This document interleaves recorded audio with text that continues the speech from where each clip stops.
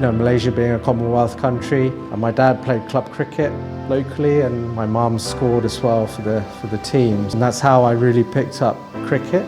I really enjoyed it.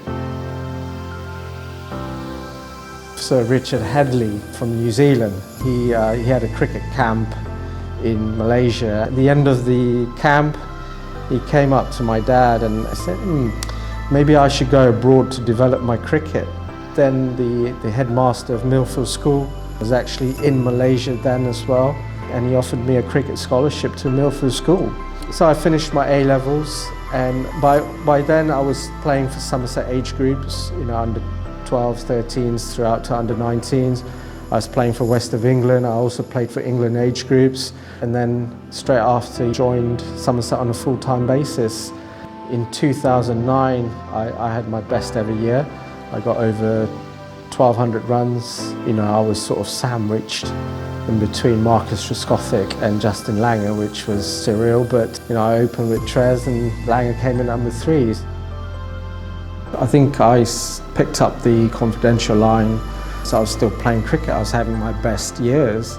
It was affecting me, life outside of cricket, and that's when I was sort of diagnosed with depression, obsessive compulsive disorder and anxiety, and contributed by putting too much pressure on myself, trying to get everything perfect, trying to get everything correct. And that's how I sort of developed my OCD, and maybe I found the outside world a dangerous place. I'm not going to hide away, but with my OCD I was got to a point where I was washing coins. It wasn't right, and that's why I started, I picked up the phone and just asked for help.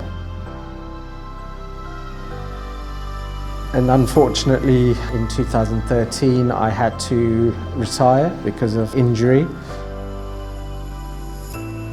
The day after I retired from cricket, it hit me really hard. My identity is taken away from me. I didn't start my job till after about 3-4 months after I'd retired from cricket. I was finishing off my benefit year. I took a post at a private school, teacher of accounting and business studies and director of cricket. I had to do cricket coaching sort of late in the evenings from 7 to sort of 9. And then after that I had to mark papers, plan for the next day.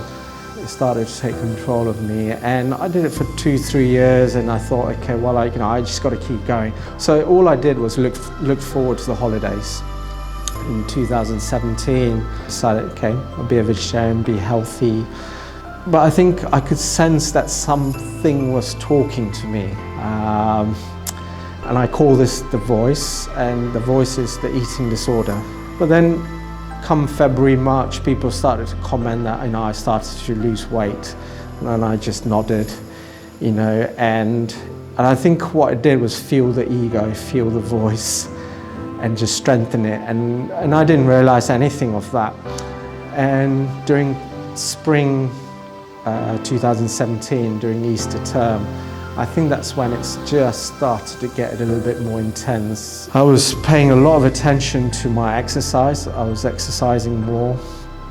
I was looking at the number of minutes I was exercising. Do I drink Diet Coke or Diet Pepsi? But one had 1 calorie more, and I would go into like meltdown.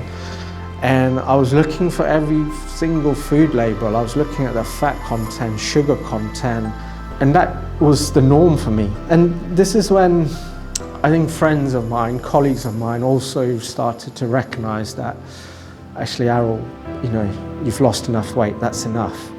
But no, I didn't take notice of anything of that. I think, I just carried on with what I had to, and I couldn't socialize. I didn't know how to go out with my friends to have dinner. My answer would be no, I can't come for dinner because I had to do my exercise, or because I only could eat certain types of safe food. In the summer of 2017, I think that's when personally, I think things started to change in terms of my behavior, my mood. I was very snappy, throwing tantrums. I was spending a lot of time by myself. So normally I would be in the staff room socialising, but no, I chose to be in my classroom marking paper. And I guess what I'm trying to say, it was all about control. I genuinely say I was completely possessed by the voice. What would I have for breakfast? Probably a piece of fruit. Lunchtime I was exercising, again another piece of fruit. After school, after work, I was exercising again. I thought what I was doing was the right thing. You know, it was what it wanted me to do, and I just obliged, listened to it, and it completely controlled me. It was a Christmas ball. It was the sixth form ball, which I'm a sixth form tutor. Obviously I went to that, and you know, you have a 3-course meal. I just sat there with all the staff and I didn't touch a single piece of food. Everyone looked at me going, why don't you eat? I said, I'm not hungry, I don't want, I'm not hungry. As soon as the ball finished, I came back home. I was so hungry, I had a couple of Weetabix and that's it, I went to bed. But what I'm trying to say is it just stopped me from living, simple as that. The turning point was 2018. It was a double lesson, so 40 minutes were up, so I stood up. I didn't know where I was for 20 seconds. I had the biggest head rush and I thought I was going to faint. And I had to hold the wall next to me and just get my balance.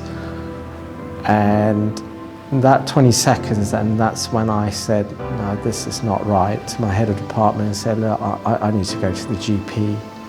And I did. I went to the GP straight away and I just broke down. I just broke down in front of the GP and I said, I don't know what's wrong with me. I don't know. And he looked at me and he said, okay, stand on the scales. And I looked at the scales and I was like, this can't be me. You know, I was 10, 15 kilos below what I thought I was. You know, he said, look, I'm going to sign you off work.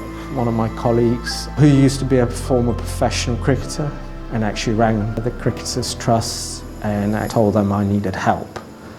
And a couple of days later, the trust rang me and said, look, you know, do you need help? And I've gone, yes, I do. I really do need help. And that's when I was diagnosed with anorexia nervosa, which I never in a million years would have thought would happen to me. In terms of how the trust helped me was simply amazing. And you know, I was very, very lucky to see a psychologist, psychiatrist and a dietitian all together. We all worked as a team. It was simply amazing. That's when I managed to turn corner and managed to start to sort of show progress. And you know, and progress then was to put on weight. In terms of recovery, I'm very much still on the journey, and I think the trust has given me a second chance, another opportunity to life. I sincerely thank the trust for that, and I genuinely say that. It's actually given me, it's actually taught me how to live life, and it's given me hope more than anything. And it's actually given comfort to my family as well and friends that the trust is always there to help anyone in need.